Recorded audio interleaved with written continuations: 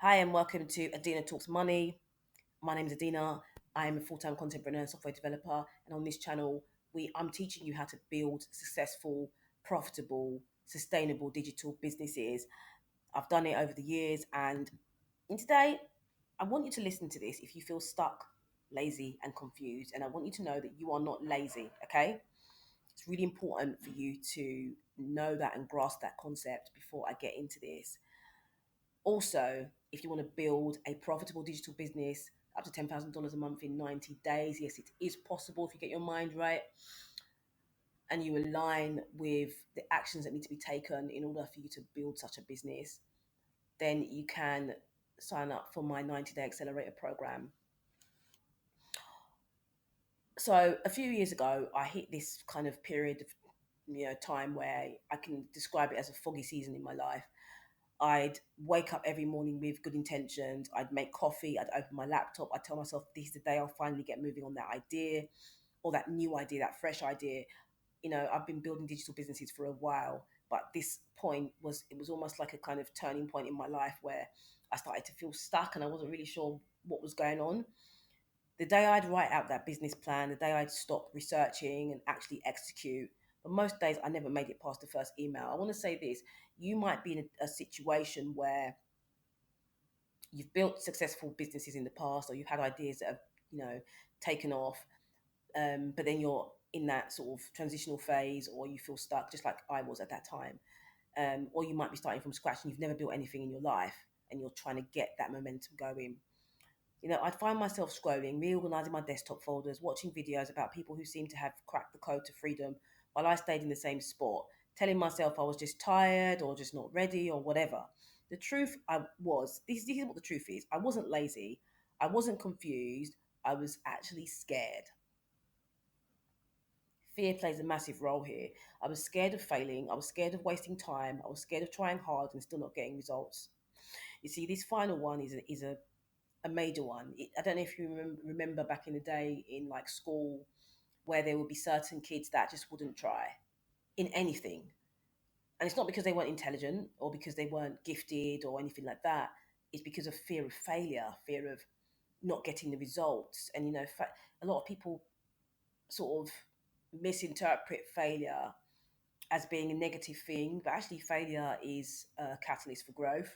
Failure is a catalyst for learning and for understanding where you need to pivot and what you need to do to change and improve. You can't have success without failure. So you shouldn't be scared of failure. And when fear takes the wheel, it disguises itself as procrastination, confusion, or apathy. And it makes you feel like you're stuck in mud or in quicksand, or you're falling into quicksand and you're spinning your wheels but not going anywhere at all. And if you've ever felt this way, I want you to know something important. You're not broken and you're not behind. The hidden truth about feeling stuck. I want to give you that hidden truth about feeling stuck. And it's really important you pay attention to this. If you have a pen and paper, please do write something down here. Grab a coffee or grab a tea and write down what I'm about to say. I'm going to give you three things, and these are what I eventually realized after many foggy mornings at my kitchen table. These are three important and very poignant things. Feeling stuck usually means you're at the edge of growth. It's the friction between the old version of you and the new version trying to break through. I want you to picture your new version and your old version stuck in a box together. The old version is pulling you back, the new version of you. And so you find yourself being stuck in that box because the old version is saying, stay in this comfortable place, don't leave, continue being in this same space. And because you're so used to the old story and that the old story feels like home, you end up staying in that box with the old version of you. Whereas what you need to do is fight that old version of you and break free. And how you can start fighting that old version of you is taking each character trait or behavioral pattern and obliterating it one by one by force. Sometimes it takes a cold turkey thing by force, literally. I One of the things is waking up in the morning and scrolling on the phone for hours, and then you realize it's 10 o'clock and you haven't done anything. What do?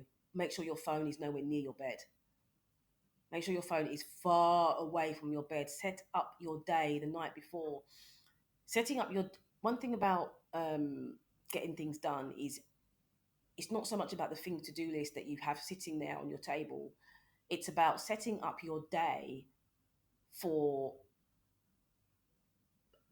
for success not the night before. I can make a whole piece about that. But anyway, so there's that. Laziness isn't a personality trait, it's a symptom of misalignment.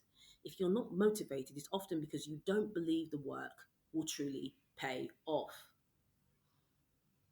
There's something inside you that makes you feel like, okay, this might not work. I want to backtrack a bit about I mentioned about fear of putting in so much effort and time and it doesn't work out. And I want to talk about Michael Jackson and when he didn't get the Grammy for the best album for Off the Wall. Michael Jackson could have said, "Well, I'm not going to try that for my next album because I'm scared that things are not going to work out." But what Michael Jackson did was he decided to stand up tall. You know, a lot of people saw Michael Jackson as being some kind of weak guy because he spoke really soft or whatever it is. But Michael Jackson was a very, very, very strong-minded, dedicated, and focused individual because he stood strong. Go onto YouTube and type in biggest selling album of all time, Michael Jackson Manifestation, something like that, and you're going to find his audio where he talks about how he looked himself in the mirror, stood strong, held his head up high like a hero warrior, and he said, biggest selling album of all time, biggest selling album of all time, biggest selling album of all time. And he said he wasn't going to accept anything less because here's what he believed that he deserved. But imagine if Michael Jackson had decided, think about it like this. Imagine if Michael Jackson had decided that he was too scared to try because people were going to maybe laugh or because he wasn't going to get the same result, the right results. He wasn't going to get the Grammy. He wasn't going to get the biggest selling album of all time. What if he decided not to try? We would have never experienced the magical gift that was Michael Jackson. We wouldn't have, because he would have probably quit. You see? So your gift is a gift that you were given to share with the world. So imagine if you decided that you're just going to quit and go and work in Starbucks because you do not want to put yourself out there or because you're too scared to step outside your comfort zone. The world would never see your gift. So remember that your gift has been given to you by a higher power, by a creator, by the universe, whatever you want to say. So therefore, if you are not sharing your gift with the world, it's essentially a sin in a way. Anyway, confusion is often a mask for indecision. Deep down, you already know what you want, but clarity requires commitment, and commitment feels scary. Commitment, a lot of people are scared of commitment, whether it's committing to a relationship, whether it's committing to building a business, whether it's committing to losing weight, whether it's committing to whatever it is. A lot of people are scared of commitment because commitment means you have to shed your old skin. Commitment means that you have to change. Commitment means that you have to dedicate yourself to something. You have to decide. You have to be strong in your beliefs and your thoughts and your ideas about that thing. And often there's a fear associated with that because commitment feels it's almost like cold because comfort, think about comfort. Comfort is warm, it's fuzzy, it's cozy, it's I'm going to stay in bed. Commitment is I'm going to get out of bed and stand in the rain. That's what commitment is because you're not used to it. You're not used to committing. There is redemptive power in making a decision. Will Smith has said this. I've listened to it over and over again on YouTube. He talks about this.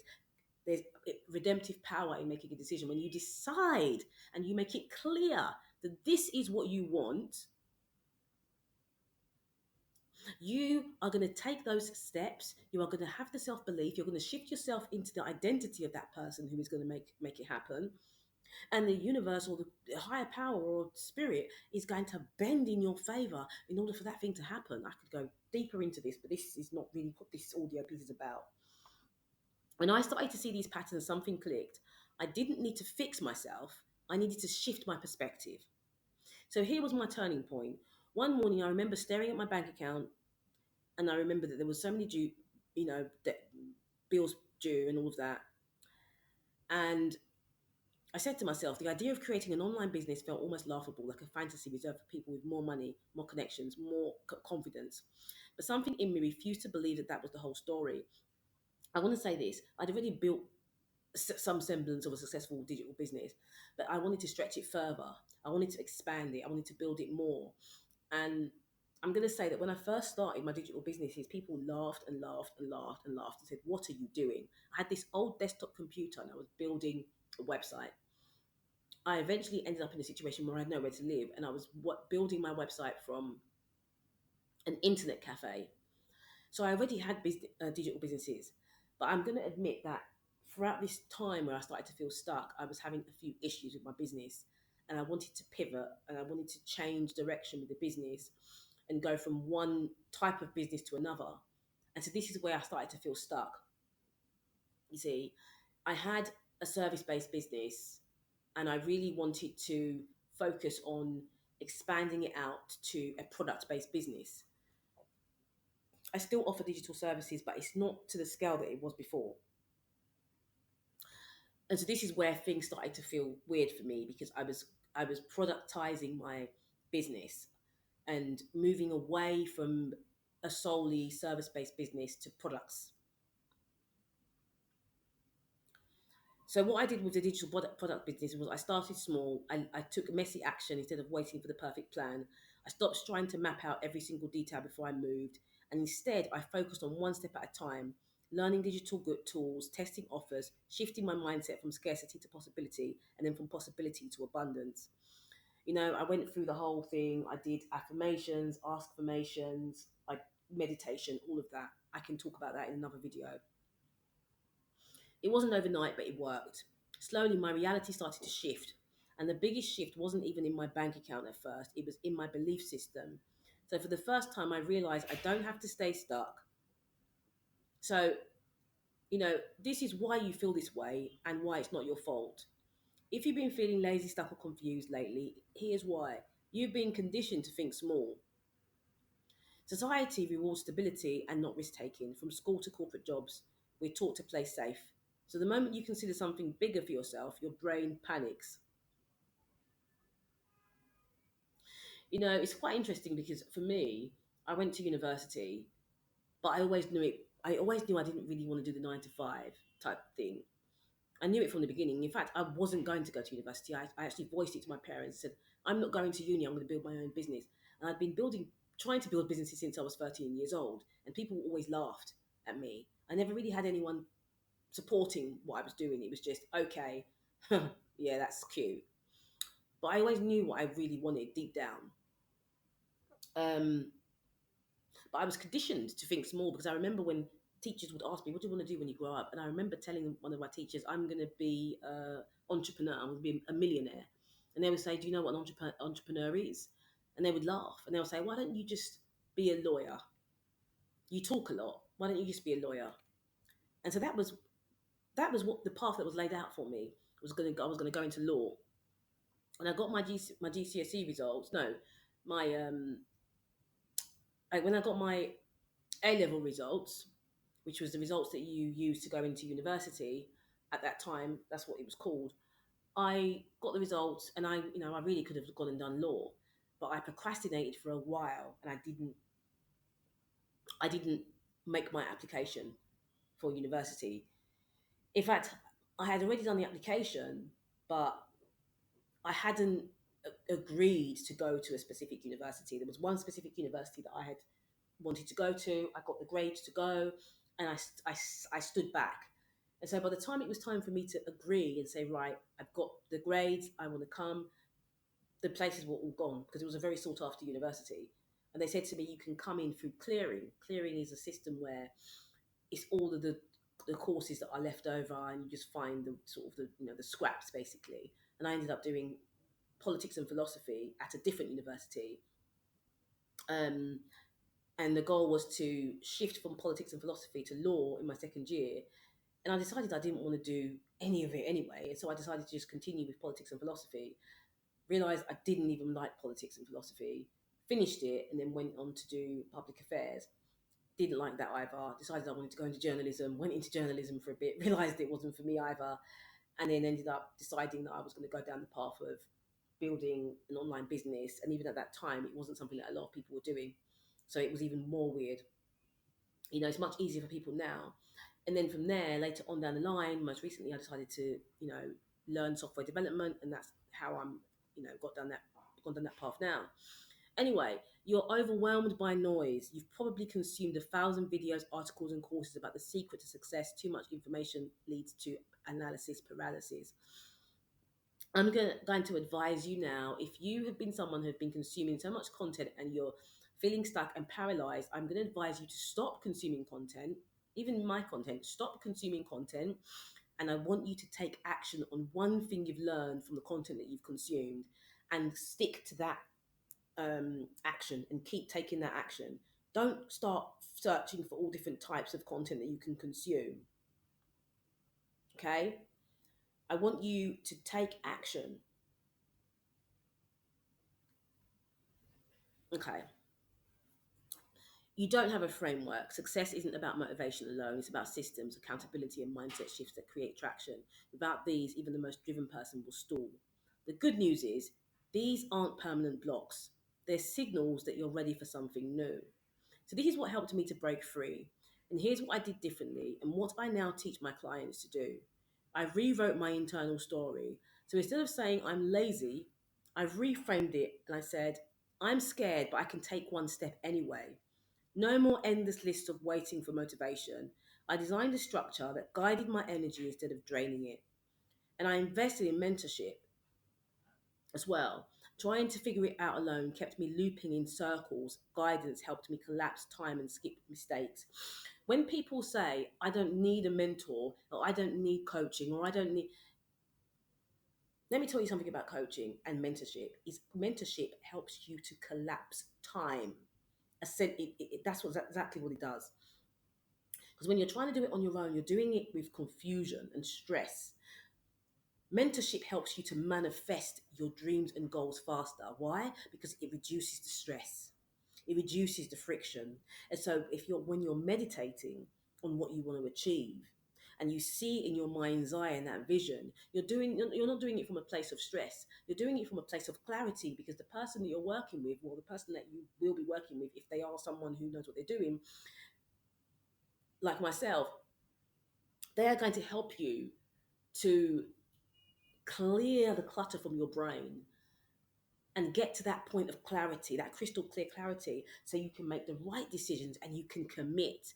And that person is also going to help you with accountability as well. And they're going to push you. Why do you think top athletes have coaches? These people have made millions already from their sports. Why would they need a coach?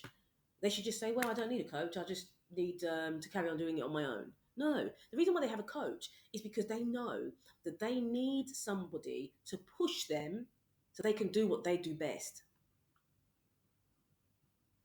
And often you might be someone who is really gifted and really talented, but you've got a bit of an issue when it comes to strategy and when it comes to committing and all of that. So you need someone to push you. These shifts were the bridge between my old life, tired, broke, and confused, and the one I live today, where I run a digital business that generates consistent income while giving me freedom over my time. So here's your invitation. If you're still reading, chances are you're standing where I once stood. You know you're capable of more, but right now it feels heavy, complicated, and maybe even impossible. But imagine this. What if in just 90 days you could shift from uncertainty to clarity, from financial struggle to building a $10,000 a month digital business, from lack to digital abundance? That's exactly why I created 90 Days to $10,000 a month, my digital business coaching program designed for people just like you who feel stuck but are ready for a breakthrough. In this program, we will work together to rewire your mindset from scarcity to abundance, build a proven system for creating consistent digital income, and gain clarity, confidence, and momentum so you no longer wait, scroll, or second guess. You don't need to be ready either. You need to decide you are done staying stuck. Are you ready to take that leap? Click the link in the description and let's build your digital abundance together. Because the truth is, you're not lazy, you're not confused, you're not stuck, You're standing on the edge of transformation. And the next step, that's up to you. I'll see you in the 90 day accelerator program. See you soon.